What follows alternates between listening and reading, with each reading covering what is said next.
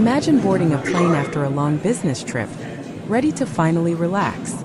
But as you reach your seat in first class, someone's already sitting there, and they refuse to move. That's what happened to Maya Foster, a 29-year-old black tech CEO, whose reserved seat was taken by a white passenger who decided he belonged there instead. Maya Foster wasn't your average traveler, not by any stretch of the imagination. At just 29 years old, she had already built what many spend decades chasing.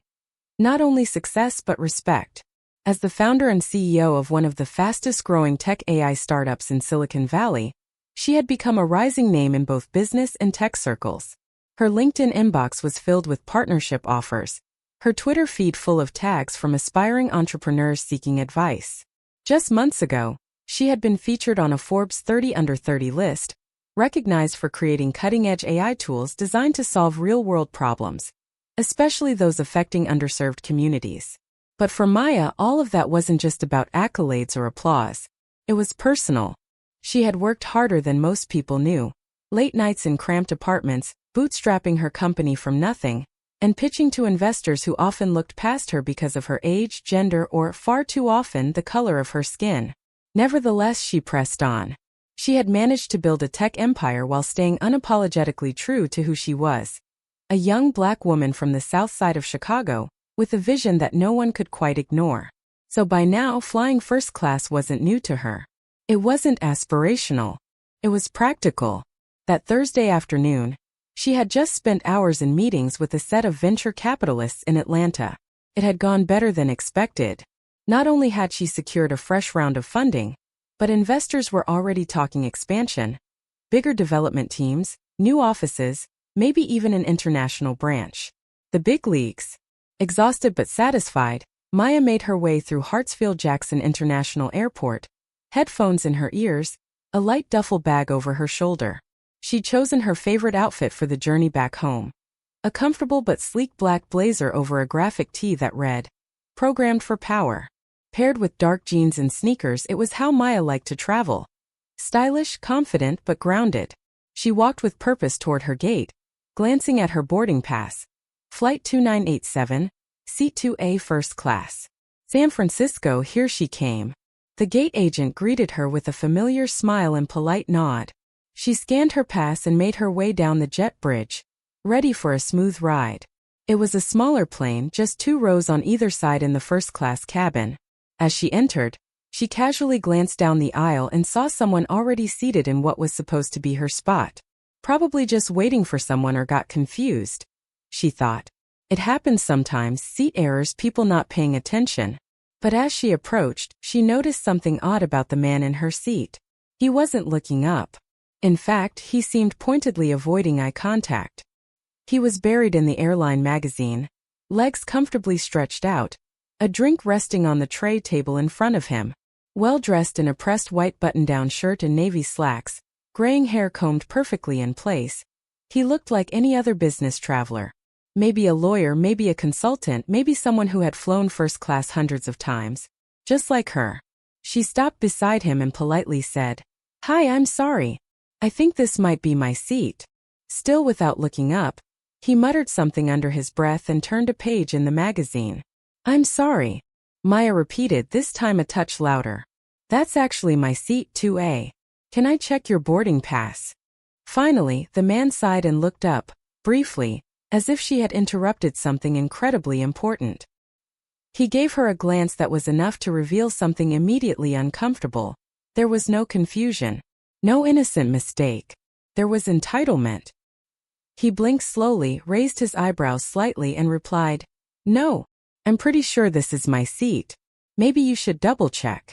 You might be in the wrong section." It was the emphasis on "you" that said it all. Not aggressive. Just coated in that particular flavor of condescension that Maya had seen before. In meetings, in boardrooms, in elevators. That molded tone that suggested she didn't belong. Didn't fit the description. Couldn't possibly have a seat at the front. Not in his mind. Maya raised her eyebrows calmly and held up her boarding pass. "I think it's correct. This says seat 2A right here. Do you mind checking yours?" The man finally took a moment to glance at her pass, then shifted in his seat uncomfortably. Something in his face twitched. For a second the lie was clear. But instead of stepping out or apologizing, he doubled down. "Well, sometimes these things shift last minute," he said flatly. "Maybe the airline made a mistake. You should talk to the crew." Usually Maya had the patience of a saint. Years of being underestimated had trained her to always stay the bigger person. But something about this man's complete refusal to even consider that she might rightfully belong in her seat struck a nerve. Still, professionalism over pride. She turned to the flight attendant who had been checking other boarding passes a few rows down. "Excuse me," Maya called out. "There seems to be an issue with the seating assignments here. I believe I'm in 2A, but—" The flight attendant, a sharp and composed woman named Danielle, approached and narrowed her eyes toward the man. "Sir, may I see your boarding pass, please?" she asked politely. The man hesitated, just for a second, but presented it with a quiet sigh, as though this whole thing was an unnecessary nuisance in his otherwise perfect day. Danielle scanned it and then looked back up, her voice unwavering. "Sir, your assigned seat is 11C. That's economy." A few heads nearby turned. The passengers in 1B and 2C, both also business professionals, had been quietly watching the exchange and now leaned in with curiosity. "I understand that," the man replied curtly, "but I've flown with this airline many times. Maybe there was a last-minute upgrade. Can't you check?" "We already did," Danielle said firmly. "There were no seat changes. Miss Foster is listed for 2A. I'll have to ask you to move, sir." Again he didn't budge. Instead, he turned to Maya and said words that would echo into the rest of her trip. "Maybe you just got lucky with the upgrade. Doesn't mean you belong here." It wasn't loud. It wasn't shouted. But it hit like a slap without hands. A sentence loaded with layers of assumption. Spoken across countless generations under different circumstances, boardrooms, schools, country clubs, airports. Maya took a breath. Her heartbeat didn't race. She had learned long ago how to keep herself steady. But her eyes didn't leave his, and when she finally spoke, her voice was calm and clear. "I didn't get lucky. I paid for this seat. I earned this seat." In any other moment maybe this would have fizzled out. But not this one. Because the tension had spread. More flight attendants had gathered. A few passengers pulled out their phones and hit record. This wasn't a private disagreement anymore. It was turning into a moment, a statement. And all Maya had done was board a plane, dressed just like she always did, with a seat she rightfully purchased. The confrontation wasn't loud or violent. It was quiet, calculated, and filled with stereotypical confidence from a man who had clearly never been told no, where he thought power belonged. And Maya? She didn't fight. She didn't scream. She simply stood her ground with class and conviction. And moments later, everything would shift when the pilot would be called to intervene. But in that brief space between confrontation and consequence, Maya remembered something her mother used to say whenever the world questioned her shine. "They'll always be surprised to see you in the front. Smile, take your seat, and let them watch you fly." And that's exactly what she planned to do. As Maya Foster strolled down the narrow aisle of the aircraft, she exhaled softly, already picturing herself relaxing by the window with her headphones on, her laptop tucked away, and a well-deserved glass of sparkling water in hand. She had just wrapped up one of the most high-stakes meetings of her career. A successful session with new investors in Atlanta that could lead to a major expansion of her AI tech firm. Her mind was still slightly buzzing with numbers and projections, but deep down, all she wanted was a few hours of peace on her way back home to San Francisco.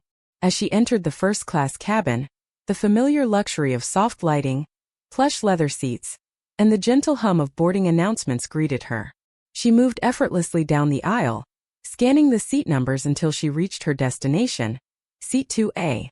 She paused, smiled gently to herself, and stepped toward the window seat, only to find someone already in it. A white man, likely in his early 50s, sat fully settled into the seat meant for her.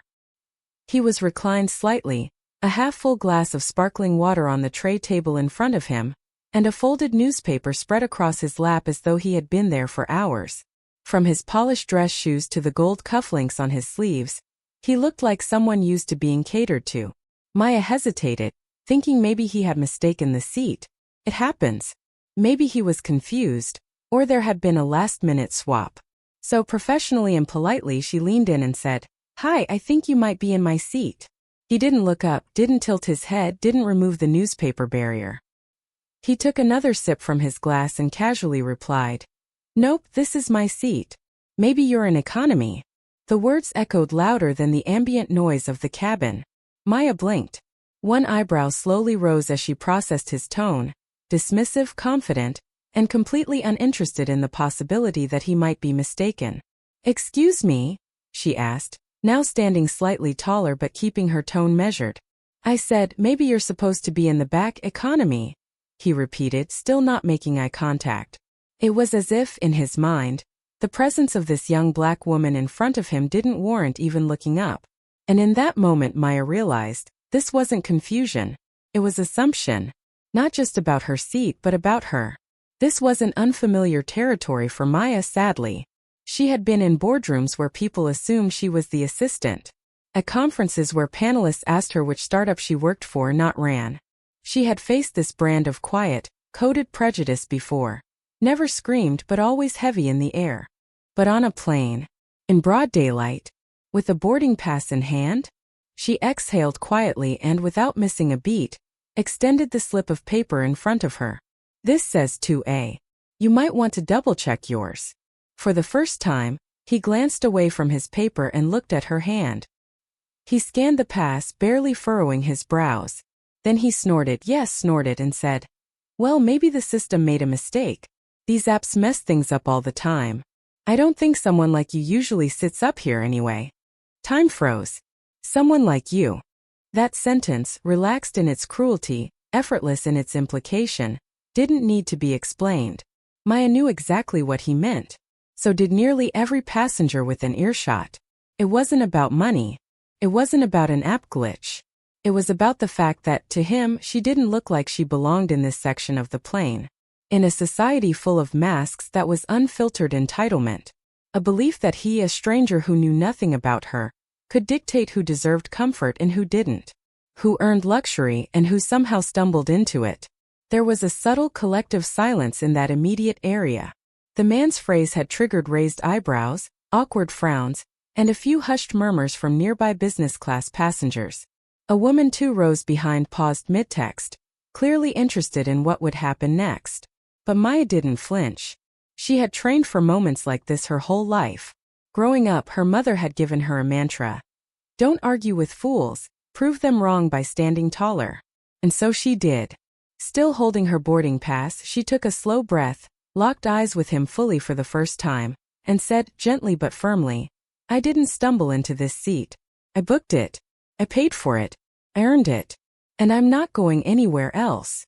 Her voice was loud enough for those nearby to hear, but not confrontational. She wasn't trying to escalate, just identify herself, claim what was hers and move on. But he scoffed again and shrugged, returning his eyes to the newspaper, as if that ended the conversation. "I'm not moving. Flight attendants can come if they want," he muttered. There it was, the resistance. Not embarrassment, not confusion, but outright refusal. Someone who had decided in his own mind that his presence mattered more than hers. That he had the right to resist truth because of who he was, and who he thought she wasn't. Maya could feel her fingers tightening slightly, not from fear or panic, but from sheer exhaustion. Exhaustion of needing to explain herself over and over. Of having to fight in boardrooms, on stages, and even now on a flight back home. A place where she had expected peace, and been greeted again by prejudice. Just then a voice spoke beside her, professional and bright but serious. "Is there an issue?" asked one of the flight attendants, approaching quickly. "Yes," Maya turned and said with a composed smile. "This gentleman is sitting in my seat, but he doesn't believe I belong here." The attendant raised an eyebrow, already reaching for her passenger manifest. "May I see both of your boarding passes, please?" Maya handed hers over without hesitation. The man, meanwhile, folded his arms, refusing to make eye contact with the attendant. "This is a waste of time," he grumbled, reluctantly showing his pass. "She clearly doesn't know how upgrades work." The attendant's professionalism never broke. She scanned both tickets, paused, looked back up at the man and said matter-of-factly, "Sir, your seat is in 11C. This one Tua is hers. Those nearby couldn't help but watch now. The quiet drama between strangers had turned into a small spectacle. The question wasn't really about who the seat belonged to anymore. It was about what would happen next. The man didn't move. He just leaned back deeper. Well, I'm comfortable here now. Can't she just take another seat? There are empties in business, aren't there? That was the final straw. Even the flight attendant flinched. Maya didn't say anything. She didn't need to. Her posture, her silence, her composure, it had spoken volumes. But the man's behavior made it clear. This wasn't just discomfort. It was hostility disguised as entitlement, prejudice disguised as preference. Before the flight attendant could respond, another voice chimed in. The man across the aisle, sharply dressed in his navy suit, leaned forward and said, "I saw her board. She's in the right seat. Let's stop pretending this is anything other than what it is." The man in 2A turned his head fractionally, narrowing his eyes. A beat later, another woman in the row behind added, "You're making this uncomfortable for everyone. Just move." In seconds, the tension had spread through the cabin like fog. The man shifted awkwardly, realizing now that he was no longer the confident stranger asserting himself. He was the one being watched, and not kindly. Still, he muttered, "Ridiculous," and didn't move. That's when the flight attendant made the call. She tapped her walkie and said, "Captain, we have a non-compliance situation in first class. Possible removal required." The words hit harder than anything else. Passengers looked between Maya and the man in disbelief. Phones began to silently raise, texts started flying to group chats, and the hum of the cabin became sharp with awareness. Maya remained quiet, calm, seated in grace, standing without standing up. And the man? Suddenly not so comfortable in 2A anymore. What would follow, the arrival of security, the grounding of the airplane, and the man's removal, would leave the entire cabin stunned. But in that moment, before law enforcement arrived, before the video would go viral, one thing was already crystal clear. Maya hadn't just claimed her seat. She defended the truth with calm, class, and quiet power. And sometimes that's the most powerful statement of all. By now, the cabin of Flight 2987 was no longer calm. What had started as a quiet disagreement between two passengers had grown into a tense standoff, and everyone in first class was watching. Maya Foster, still standing beside seat 2A, remained composed, though every fiber of her being buzzed with frustration. She had done everything right, shown her boarding pass, remained calm when insulted, attempted to resolve things through proper channels, and yet the man who had taken her seat still sat there, stubborn, entitled, and now visibly irritated that anyone was daring to challenge him. The lead flight attendant, Danielle, stood beside them, now joined by a second crew member who had come from the front galley. Both of them spoke in voices that tried to remain light and accommodating, but the tension in their eyes was unmistakable. "Sir," Danielle said gently, holding a tablet with passenger records, "we've just double-checked. Your assigned seat is 11C. That's an economy class seat." The man furrowed his brows, his arms now crossed over his chest as he leaned further into the window seat. Maya's window seat. "That can't be right," he muttered. "There had to be a last-minute upgrade. I always fly business or first. This is some kind of system error." "Sir, there was no system error," the second attendant replied firmly, though her voice remained professional. At this point, murmurs had rippled through the cabin. First-class passengers, business travelers, entrepreneurs, retirees with gold status, whispered behind their hands or leaned across aisles to comment to one another. The confrontation wasn't just awkward anymore. It was becoming a spectacle. In row 1C, a sharply dressed man in a gray suit leaned forward and said just loudly enough for all to hear, "I saw her board. She's in the correct seat. 2A is hers." Maya turned slightly, grateful for the stranger's support. She offered him a small, appreciative nod. But the man in her seat didn't even acknowledge the interruption. Instead, he doubled down. "This woman must be confused," he said, gesturing toward Maya without looking her in the eye. "She probably swapped her ticket at the last second or something shady. I'll wait until someone verifies my upgrade before moving. I'm not going to the back." There it was again. The coded language. The assumption. This woman. Something shady. As if her calmness was deception, her elegance was manipulation. As if someone like her couldn't possibly afford or deserve a first-class seat without trickery. Maya's jaw clenched ever so slightly. She didn't yell, didn't raise her voice. Her silence was deliberate, louder than any argument she could have made. One row behind, a younger woman wearing a platinum Delta medallion tag muttered to her husband, "Unbelievable." Her tone carried both disgust and disbelief. Phones were out now. Discreetly in some cases, openly in others. Screens glowed as passengers recorded what was quickly becoming more than just a flight delay. It was a moment that said as much about society as it did about airline policy. Danielle gave the man one final attempt to resolve things peacefully. "Sir," she said, now more firmly, "I respectfully ask that you take your assigned seat in 11C so we may begin taxiing. This flight cannot depart until all passengers are properly seated." Still he refused. If she wants it so badly, she can call customer service. "I'm not going anywhere. You can't just toss people around like luggage." There was a long beat of silence. And then footsteps. Confident, deliberate, echoing down the polished glossy floor of the aircraft's aisle. It was the captain.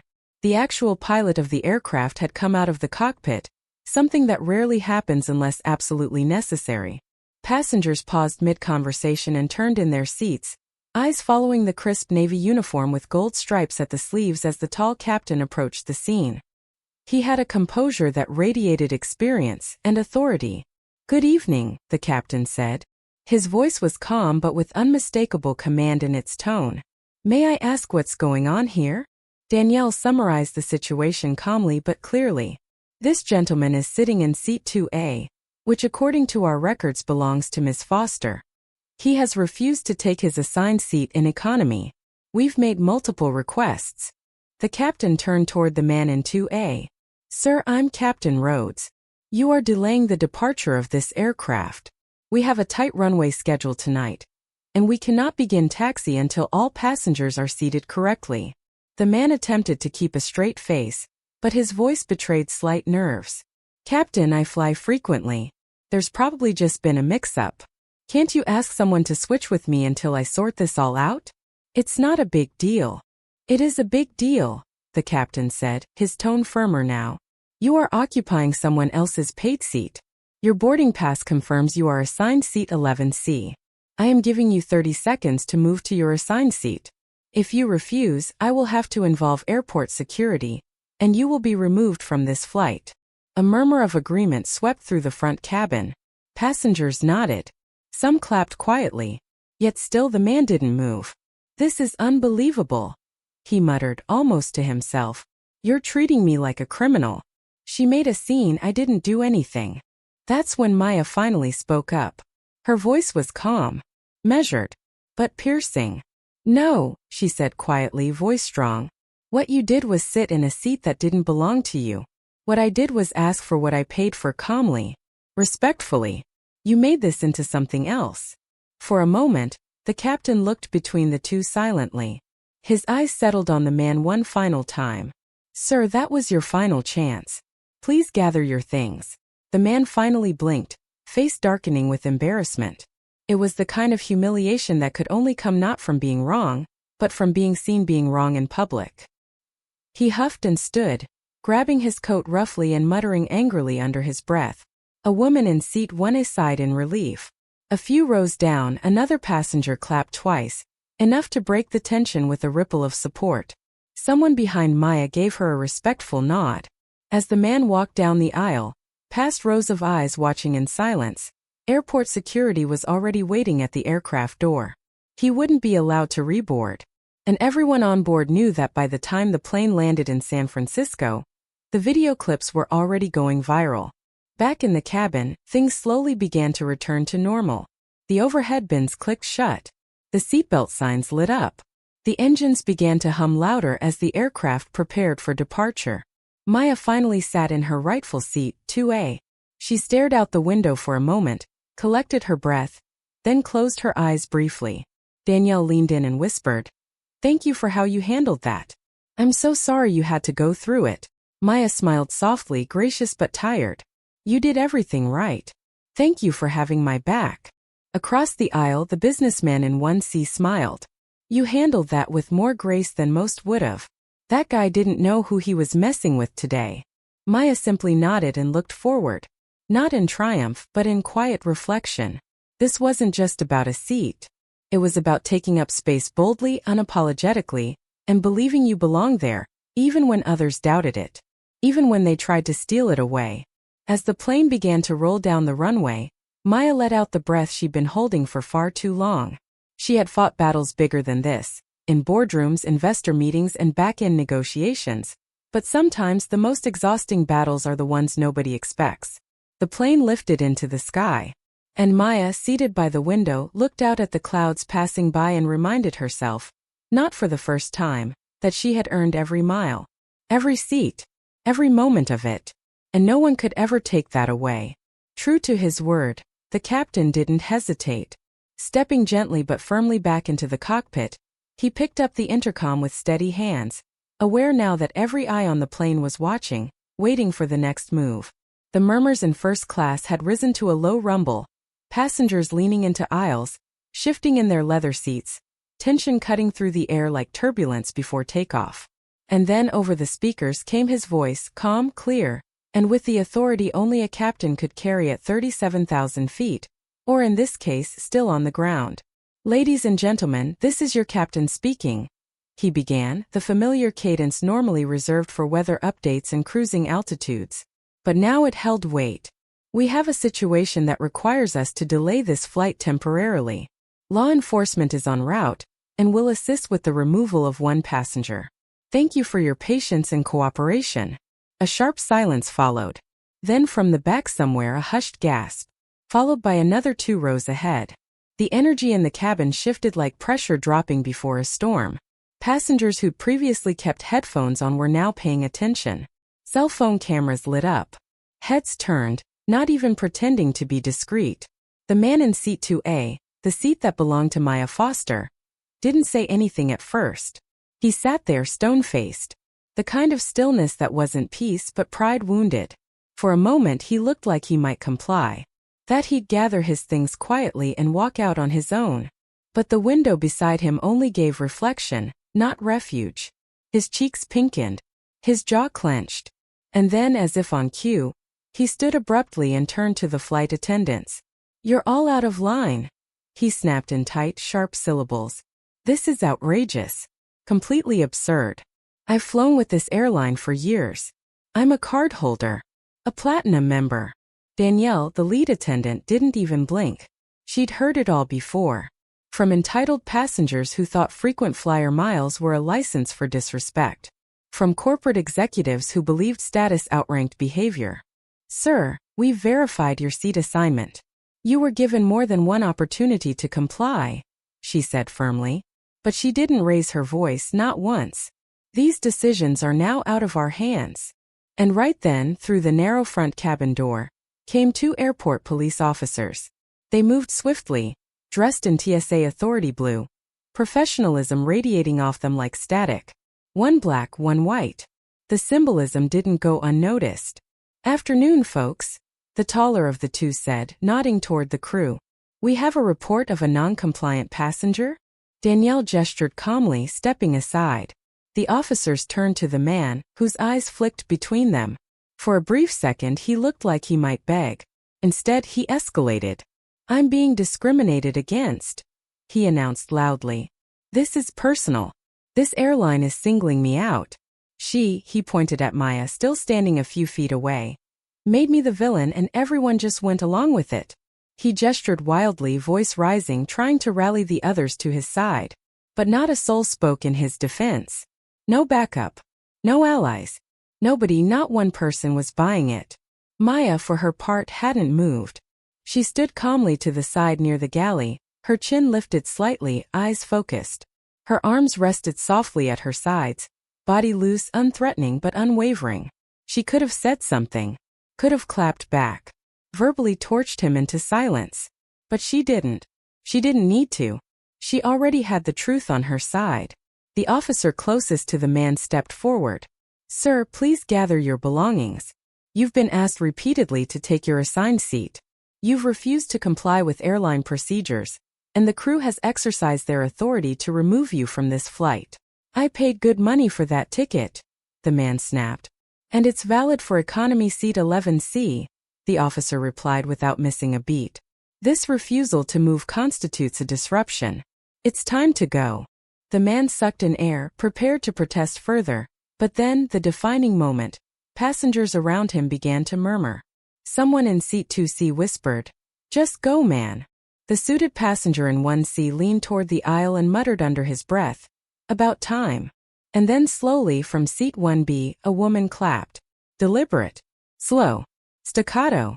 Not loud, not mocking, just resounding 1 second at a time. Clap. Clap. Clap. And just like that, several others joined in. Not a roar. Not chaos. Just a quiet applause.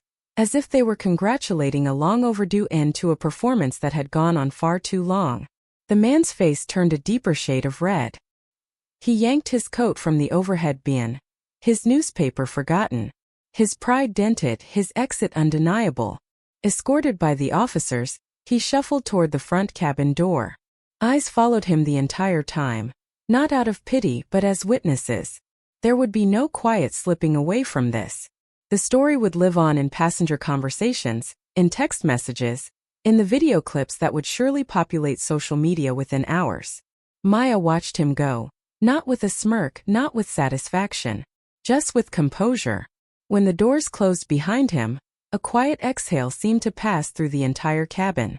The flight attendants sprung into action, resetting for departure. Bins were rechecked.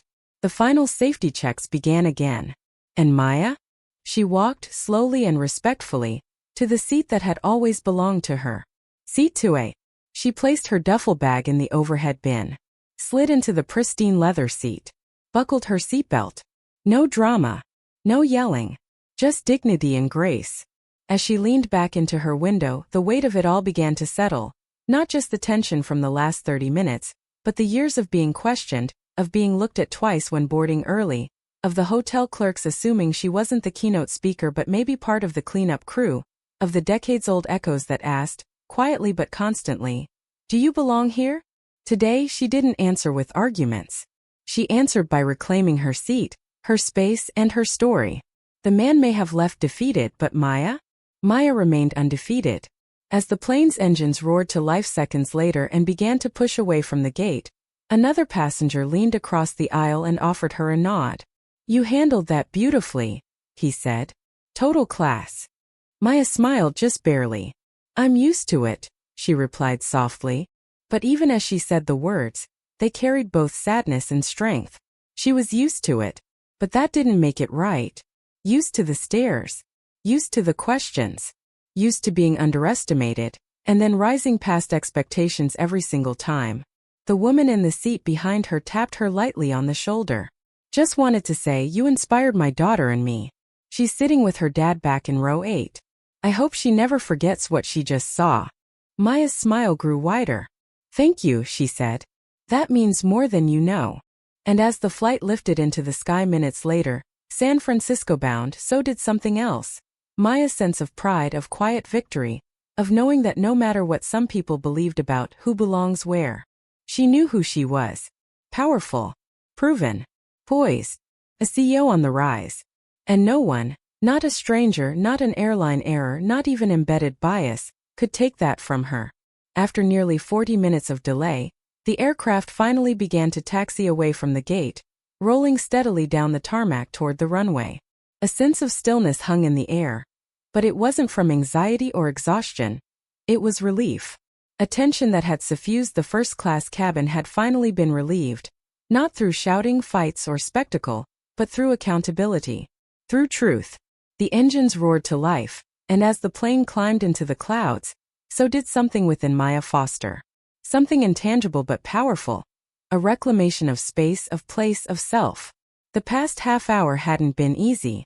Most people aboard that aircraft wouldn't have handled it the way she did, with restraint, clarity, and an almost supernatural level of composure. But somewhere between years in tech boardrooms, keynote speeches, and standing her ground against skepticism and prejudice, Maya had mastered the art of stillness in storms. Now, as the seatbelt sign dinged off and passengers began to take out books, blankets, and earbuds, Maya simply sat in quiet reflection, gazing out at the soft shimmer of clouds against the early evening sun. The energy in the cabin had noticeably shifted. Where there had been tight lips and awkward glances, there was now soft chatter, occasional laughter, and a strange sort of camaraderie that events like that strangely create. People felt bonded, united not just by being on the same flight, but by witnessing something that said more about our world than most wanted to admit. And yet, throughout it all, Maya remained gracious. One of the flight attendants returned to her discreetly with a soft smile. "Can I get you something on the house? We really appreciate your patience back there." Maya smiled warmly. Not the kind of polite smile people give out of habit, but the quiet smile of someone who appreciated being seen. "Just water, thank you," she said, her voice gentle. Across the aisle, a middle-aged man in a sharp gray blazer leaned in slightly. Earlier, he had stood up and affirmed that Maya had indeed boarded early and correctly. Now he wanted to speak again, but not out of conviction, out of respect. "You represented yourself with more class than I think I've ever seen in a situation like that," he said softly. "My business partners could really take notes." Maya laughed politely, in that way that acknowledged the compliment but also nodded at the irony, that her being classy was somehow unexpected. Still, she didn't let it frustrate her. Not tonight. Another moment passed before she heard someone whisper from behind. "Excuse me," came a voice, the soft tone of a woman. Maya turned slightly to see a passenger in her late 30s, a mother with a toddler on her lap and a preteen tucked in under her arm. "I just wanted to say," the woman continued, "you handled that with so much grace. I wish my daughter could have seen it. She's too young to understand now, but one day I'm going to tell her about this. About you." That one hit different. Maya smiled more deeply this time, visibly moved. "Thank you. That means a lot." And it did. Being recognized, not for clapping back or burning someone publicly, but for holding firm to dignity, for standing toe-to-toe with entitlement and refusing to be shaken. That was Maya's victory. That was her message. The rest of the flight passed quietly. Maya scrolled through a few unread emails, deleted some junk promotions about startup expos, and marked one meeting as rescheduled. Her work would still be there in the morning. But when the plane landed in San Francisco and her phone finally switched off airplane mode, it buzzed like a broken alarm clock. Bang, bang, bang. Call notifications, texts, group chats exploding. She braced herself, half expecting something work-related and urgent. Instead, the very first message she saw was from her best friend Tasha. "Tasha. Girl, you are going viral. Like now. Check Twitter. #Seat2A. Maya blinked. She opened Twitter. And there it was, the video. Roughly 1 minute and 47 seconds long. Filmed on a tilted angle from someone in row 1C. The footage captured the tail end of the confrontation, including the part where the man refused to move, the captain arrived, and law enforcement stepped aboard. But more powerful than the images were the words printed below. "This black woman just handled racism and privilege in the first-class cabin, better than any CEO I've ever met. Total grace. #Seat2A #Black Excellence." And that tweet, it had already been retweeted over 15,000 times. In just 4 hours. Other tweets poured in like a tsunami. Black excellence isn't just about thriving. It's about staying cool and classy when the world tries to knock you down. Proud of this queen. #MayaFoster #Power. Not all heroes wear capes. Some of them wear business blazers and fly first class without begging anyone's approval. This just became the example for how to show grace and strength in real time. Maya stared at her screen, stunned. The notifications wouldn't stop. She hadn't asked for this to go viral. She hadn't even known someone was filming. She certainly didn't want to be the center of a viral social media moment. But now eyes across the country, across the world were watching her. Not just watching the drama. Watching her response to the drama. At first it was overwhelming. News blogs started picking up the story. A popular YouTuber had already uploaded a reaction breakdown. Within an hour of the video gaining steam, Instagram accounts with millions of followers were resharing her face. A still frame from the moment she quietly took her seat, her expression unreadable, yet powerful. Her inbox flooded with interview requests. Her PR team called her twice and left a voicemail. We need to strategize ASAP. This is huge. Meanwhile, the airline released a statement through its social channels late that night. We are aware of the incident that took place on Flight 2987. All passengers are required to comply with seating assignments. Disrespect and non-compliance of any kind will not be tolerated. The passenger responsible has been removed and is currently being reviewed for a permanent flight ban on this airline. They didn't name Maya, but they didn't need to. The public already knew exactly who she was. But through it all, the noise, the posts, the ego-stroking and media circus, Maya did what she always did best. She stayed grounded. She refused to let the moment define her.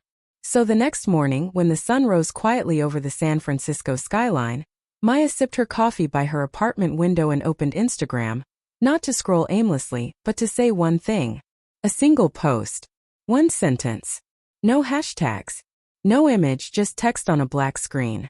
My seat wasn't just 2A. My seat was earned. And nobody's taking it from me. Within minutes, her post had thousands of comments.